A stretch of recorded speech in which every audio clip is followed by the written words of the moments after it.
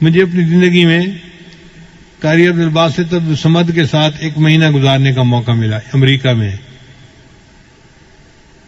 وہ قرآن مجید کی تلاوت کرتے تھے اور میں کبھی اردو کبھی انگلش اس سے متعلقہ کچھ بیان کر دیتا تھا. مجھ سے بہت محبت کرتے تھے. وہ میرا نام نہیں لیتے تھے, انہوں نے میرا نام رکھا ہوا تھا رجل صالح. ہمیشہ پوچھتے تھے این رجل صالح. نماز پڑھانے کا وقت آتا, میں انہیں کہتا جی کہ آپ نماز پڑھائیں. وہ کہتے یہ کیسے پاسبل ہے کہ آپ کی موجودگی میں میں نماز پڑھاؤں, آپ پڑھائیں گے. تو میں تو قرات نہیں جانتا صحیح طرح, لیکن بہرحال وہ میری غلطیوں پہ صبر کر لیتے تھے اور میں نماز پڑھا دیتا تھا. ان کے اندر میں نے ایک خوبی دیکھی, ہر وقت قرآن کی تلاوت کرتے رہتے تھے, ہر وقت. یعنی ہم لوگ تو رمضان میں وقت کا خیال کرتے ہیں نا کہ جی قرآن پڑھیں فارغ نہ بیٹھیں.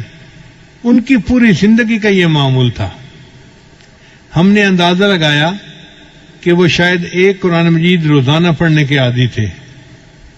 ان کے بیٹے سے ہم نے پوچھا, اس نے کہا جی ابو تو ہر وقت بیٹھے قرآن پڑھ رہے ہوتے ہیں, امی کوئی بات پوچھتی ہے تو وہ تلاوت کو ایک جگہ روک کر جواب دیتے ہیں, پھر پڑھنا شروع کر دیتے ہیں.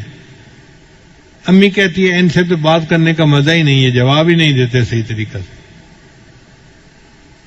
اور ان سے پوچھیں تو وہ کہتے ہیں بھائی میں اللہ کا قرآن پڑھ رہا ہوں, مجھے باتیں کرنے کی ضرورت ہی کیا ہے, مجھے کوئی ضرورت نہیں باتیں کرنے کی. ہم دن رات کے کسی بھی حصے میں جب گئے ان کو ملنے کے لیے, ہم نے دیکھا کہ وہ بیٹھے قرآن پڑھ رہے ہیں. میں نے اپنی زندگی میں اتنا قرآن پاک پڑھتے بہت کم لوگوں کو دیکھا ہوگا. ایک بات مجھے اکثر جو ہے وہ پریشان کرتی تھی کہ اگر نیکی ان کی طبیعت میں اتنی ہے, کوئی فالتو بات نہیں, کوئی دنیا کی بات نہیں, سیاست کی بات کرو تو وہ ایسے بونگے بن کے بیٹھے ہوتے تھے جیسے پتہ ہی نہیں ان کو کیا ہو رہا ہے, کوئی دلچسپی تھی نہیں.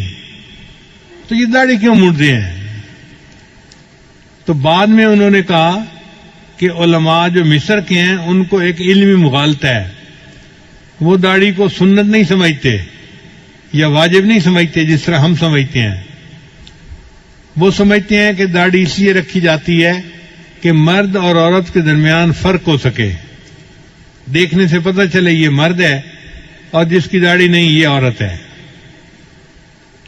چنانچہ مصر کے علماء کو آپ دیکھیں گے تو وہ داڑھی اور مونچھ اکٹھی کبھی نہیں مونڈیں گے.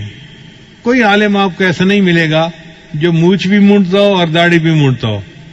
وہ داڑھی مونڈیں گے تو مونچھ ضرور رکھیں گے, اور وہ کہتے ہیں کہ جی مونچھوں کے رکھنے سے پتہ چل جاتا ہے یہ عورت نہیں ہے, تو داڑھی کا مقصد پورا ہو گیا. شاید یہی مغالطہ علامہ اقبال کو بھی لگا ہوگا, ورنہ اس کے اندر تو ایمان بہت مضبوط تھا, لیکن داڑھی جو شیو کرتا تھا وہ اسی علمی مغالطے کی وجہ سے کرتا ہوگا. اس لیے مصر میں جو مفتی اعظم ہوتا ہے وہ بھی داڑھی منڈا ہوتا ہے. تو یہ علمی مغالطہ ہے جو ان علماء کو لگا. ہمارے علماء کو اللہ تعالیٰ نے اس میں بہت صحیح جگہ پر پہنچایا, اور انہوں نے لکھا کہ داڑھی رکھنا تو واجب ہے, البتہ 1 مٹھ تک اس کو بڑھانا یہ سنت ہے, اور صحیح مسئلہ بھی یہی ہے. تو بہرحال ان کی ہم نے قرات مختلف موقعوں پہ سنی.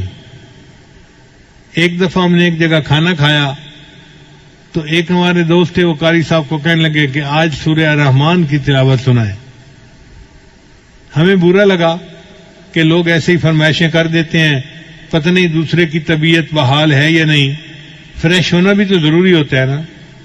لیکن قاری صاحب سنبھل کے بیٹھ گئے اور انہوں نے سورہ الرحمن کی تلاوت کی اور دل خوش ہو گیا. کیا اللہ نے ان کو آواز عطا کی تھی. ہم تو پاس بیٹھ کے سنتے تھے نا ایسے. جو آپ کیسٹوں میں سنتے ہیں وہ ہم پریکٹیکلی ان کے پاس بیٹھ کے سنتے تھے.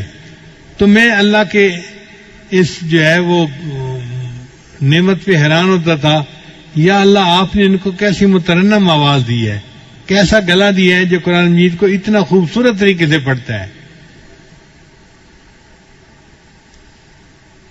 نبی صاحب نے ارشاد فرمایا تم قرآن مجید کو مزین کر کے پڑھو, یعنی اچھے طریقے سے پڑھو. واقعی انہوں نے حق ادا کر دیا. قرآن مجید پڑھتے تھے دل خوش ہو جاتا